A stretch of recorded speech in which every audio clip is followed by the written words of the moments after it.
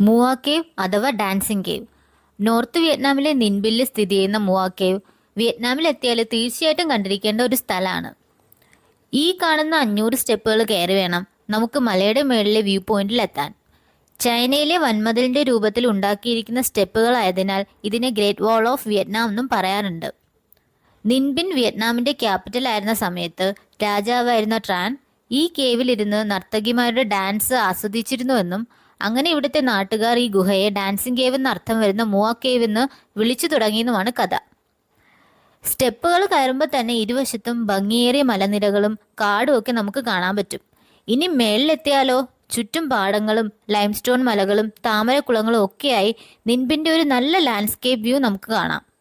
ആദ്യത്തെ വ്യൂ പോയിന്റിൽ ഒരു ഡ്രാഗന്റെയും ഒരു ഗോഡസിന്റെയും പ്രതിമയുണ്ട്.